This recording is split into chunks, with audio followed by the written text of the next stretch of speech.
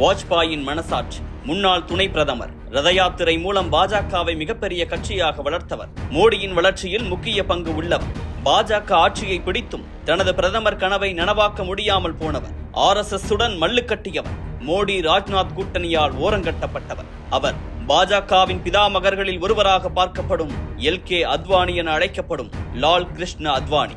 1980 பாரதிய ஜனதா கட்சியை உருவாக்கிய வாஜ்பாய் உள்ளிட்ட தலைவர்களில் மிக முக்கியமானவர் LK அத்வானி. கட்சியை தோற்றுவித்த போது பொதுச் செயலாளர், ஆட்சியை பிடித்த போது துணை பிரதமர் என கட்சி அரசியலை தாண்டி தேசிய அரசியலில் கோலோச்சியவர் LK அத்வானி.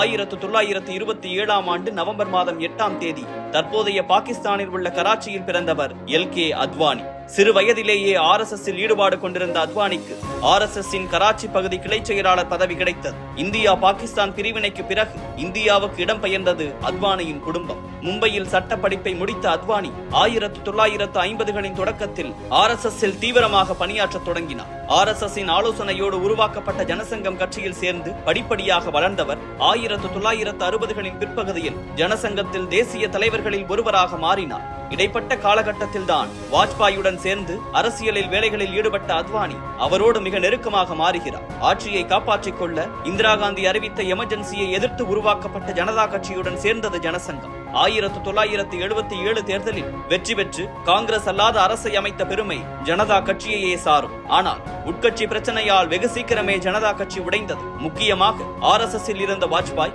அத்வானி உள்ளிட்ட ஜனசங்க தலைவர்கள் வெளியேற்றப்பட்டனர். இது நடக்கும் என்று எதிர்பார்த்திருந்த ஜனசங்கத்தினர் நாடு முழுவதும் சுற்றுப்பயணம் செய்து தொண்டர்களை சந்தித்து பிறகு 1980 ஒரு புதிய கட்சியை நிறுவினர். அதுதான் பாரதிய ஜனதா கட்சி. பாரதிய ஜனதா கட்சியின் தலைவராக வாஜ்பாய் பொறுப்பேற்க அவருடன் 3 பொதுச் செயலாளர்களும் பொறுப்பேற்றுக் கொண்டனர். அவர்களில் ஒருவர்தான் அத்வானி. கட்சியை ஆரம்பிக்கும் போதே 25 லட்சம் உறுப்பினர்களுடன் ஆரம்பித்த பெருமை அத்வானியையே சாரும். 1984ஆம் ஆண்டு நடந்த தேர்தலில் பாஜக 2 தொகுதிகளை மட்டுமே கைப்பற்றியது. அதில் வென்றவர்களில் ஒருவர் வாஜ்பாய், மற்றொருவர் அத்வானி. அந்த 2 இடங்களை 1989ஆம் ஆண்டு தேர்தலில் 85 இடங்களாக மாற்றியதில் பெரும் பங்கு அத்வானிக்கு உண்டு. அந்த சமயம்தான் அத்வானியின் ரத யாத்திரை தொடங்கப்பட்டது. அயோத்தியில் ராமர் கோவில் என்ற முழக்கத்தை இயக்கமாக மாற்றி 10,000 கிலோமீட்டருக்கு ரத யாத்திரைக்கு ஏற்பாடு செய்தார் அத்வானி. குஜராத்தின் சோம்நாத்தில் தொடங்கிய அத்வானியின் ரத யாத்திரை மகாராஷ்டிரா, ஆந்திரா உள்ளிட்ட மாநிலங்கள் வழியே பீகாரை சென்றடைந்த போது அந்த மாநில முதல்வர் லாலு பிரசாத் அத்வானியை கைது செய்தார். ரத யாத்திரை மதவாத எண்ணத்தோடு நடக்கிறது என விமர்சித்தார். அத்வானியின் ரத யாத்திரை முழுமையாக நிறைவு பெறவில்லை என்றாலும் அதன் மூலம் தேசிய அளவில் பேசப்படும் கட்சியாக பாஜக மாறியது. பாஜகவின் கொள்கையை பரப்ப அந்த ரத யாத்திரை அத்வானிக்கு பெரும் உதவியாக இருந்தது. பாஜகவின் அரசியல் வளர்ச்சியிலும் அத்வானியின் அரசியல் வாழ்க்கையிலும் மிகப்பெரிய மாற்றத்தை ஏற்படுத்தியதோடு பாஜகவை நோக்கி தொண்டர்களை ஈர்க்க ரத யாத்திரை மிக பெரும் அளவில் செயல்பட்டது. 1996இல் 13 நாட்கள் மட்டுமே ஆட்சி அமைத்த பாஜக 1999ஆம் ஆண்டு தேர்தலில் வெற்றி பெற்று மீண்டும் ஆட்சிக்கு வந்தது. இந்த சமயங்களில் வாஜ்பாயை விட பிரதமராகும் வாய்ப்பு இருப்பவராக பார்க்கப்பட்டவர் அத்வானிதான். ஆனால் பாஜகவின் முக்கிய முகம், திறமையான பேச்சாற்றல், கூட்டணி கட்சியின் தலைவர்கள் அனைவரும் ஏற்றுக்கொள்ளும்படியான தலைவராக வாஜ்பாய் இருந்ததால் அவரையே பிரதமராக்கலாம் என கட்சிகள் நினைத்தன. வாஜ்பாய் பிரதமராக, உள்துறை அமைச்சராக தேர்ந்தெடுக்கப்பட்ட அத்வானி பிறகு துணை பிரதமராகவும் நியமிக்கப்பட்டார். அடுத்த முறை பிரதமராகும் வாய்ப்பு தமக்கு கிடைக்கும் என்று அத்வானி கணக்கு போட்டுக் கொண்டிருந்த நிலையில் காலமும் RSSும் வேறொரு கணக்கை போட்டன. 2004ஆம் ஆண்டு தேர்தலில் 138 இடங்களில் வெற்றி பெற்ற பாஜக ஆட்சி அமைக்கும் வாய்ப்பை இழந்தது. காங்கிரஸில் ராகுல் காந்தி என்ற இளம் ரத்தம் பாய்ச்சப்பட்டிருந்த சமயம் அது. எனவே பாஜகவுக்கு புதிய தலைமை தேவை என்ற குரல்கள் வலுத்தன. அப்போது தலைவர் பொறுப்பில் இருந்தவர் வெங்கையா நாயுடு.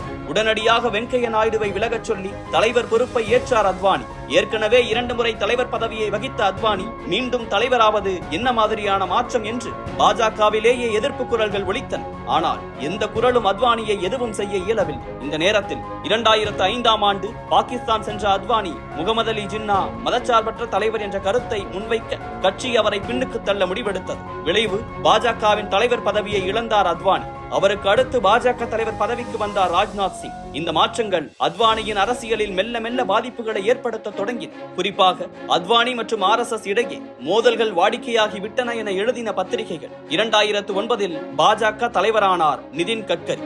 பாஜகவை அடுத்த கட்டத்திற்கு எடுத்துச் செல்ல வேண்டும் என்றால் பொருளாதார ரீதியாக வலு இருக்கக்கூடிய நிதின் கட்கரி தலைவராவதே சரி என RSS நினைக்க அவரும் தலைவரானார். ஆனால் நிதின் கட்கரி சம்பந்தப்பட்ட நிறுவனங்களில் வருமான வரி சோதனை நடக்க பாஜக ஊழலுக்கு எதிரான கட்சி என்று பேசி வரும்போது நிதின் கட்கரி மீண்டும் தலைவராக இருப்பது சரியல்ல என்று பிடிவாதம் பிடிக்கிறார் அத்வானி. எனவே நிதின் கட்கரியை தொடரச் செய்யும் முயற்சியை கைவிடுகிறது RSS. அத்வானிக்கும் RSSக்குமான அந்த மோதலில் அத்வானி வெற்றி பெறுகிறார். அடுத்த வாய்ப்புக்காக காத்திருந்தது RSS. அத்வானியின் உத்தரவுகளுக்கு பாஜக தலைமை அடிபடிவதை RSS விரும்பவில்லை.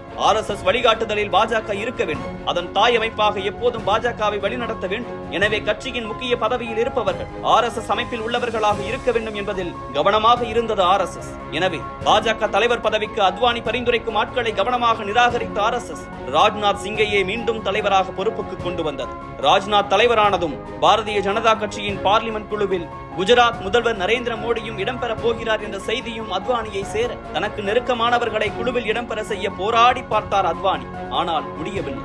பாஜக நிர்வாகிகள் நியமனங்களில் ஒரு பட்டியலை தயாரித்து ஒப்புக்காக அத்வானியிடம் காட்டிவிட்டு தமது கடமையை செவ்வனே செய்து முடித்த அத்வானியை ஓரங்கட்டினார் ராஜ்நாத். அடுத்த நாடாளுமன்ற தேர்தல் பிரச்சார குழு தலைவராக மோடியை நியமித்ததற்கு எதிர்ப்பு தெரிவிக்கும் வகையில் பாஜகவில் வகித்து வந்த அனைத்து பொறுப்புகளில் இருந்தும் விலகுவதாக அத்வானி அறிவிப்பு வெளியிட்டு பரபரப்பை ஏற்படுத்த பாஜகவில் உட்கட்சி பூசல் என்ற செய்திகள் வேகம் எடுத்தன. 2014ஆம் ஆண்டு தேர்தல் நெருங்கிய சமயம் அது.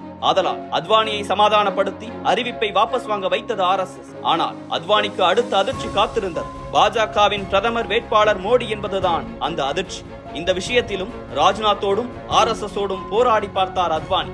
ஆனால் எதுவும் நடக்கவில்லை. பிரதமர் பதவியை குறிவைத்து காத்திருந்த அத்வானிக்கு இது வெறும் ஏமாற்றமாக அமைந்தது. மோடியை பொறுத்தவரை வடக்கிலிருந்து தெற்கு வரை, கிழக்கிலிருந்து மேற்கு வரை மக்கள் கூட்டத்தை இழுப்பவர். அவர் தேசிய ஈர்ப்பு கொண்ட ஒரே தலைவர். அவரது புகழ் கட்சிக்கு உதவும் என்றார் ராஜ்நாத்.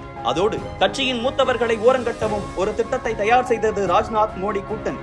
70 வயதுக்கு மேற்பட்டோர் கட்சிக்கு வழிகாட்டும் பணிகளில் ஈடுபடலாமே தவிர பதவிகளில் இருக்கக்கூடாது என விதிமுறைகளை உருவாக்கினர். 85 வயதான அத்வானிக்கு அதிகாரம் தேவையில்லை என்பதை சூசகமாக சொன்னார் ராஜ்நாத். 2001ஆம் ஆண்டு தேர்தலில் குஜராத் முதல்வர் வேட்பாளராக மோடியை முன்னிறுத்தியவர் அத்வானிதான். அதே அத்வானிதான் குஜராத் கலவர சம்பவத்தின் போது மோடியை ராஜினாமா செய்ய வைக்க வாஜ்பாய் கருதிய போது அதை தடுத்து மோடியை காப்பாற்றியவர் என்றும் சொல்லப்படுகிறது. ஆனால் 2014 முதல் அத்வானி மோடி இடையிலான உறவு கசந்து விட்டது என்ற பத்திரிகைகள் தான் வளர்த்த இளம் தலைவர்களே தன்னை ஓரங்கட்டியதா. அத்வானி மிகவும் வேதனை அடைந்தார் என்றார்கள் அவரது ஆதரவாளர்கள். அதே சமயம் அத்வானிக்கு குடியரசுத் தலைவர் பதவி வழங்கப்படும் என்ற எதிர்பார்ப்பும் அத்வானி தரப்பிடம் இருந்தது. அந்த பதவி கிடைத்தால் பட்ட காயங்களுக்கு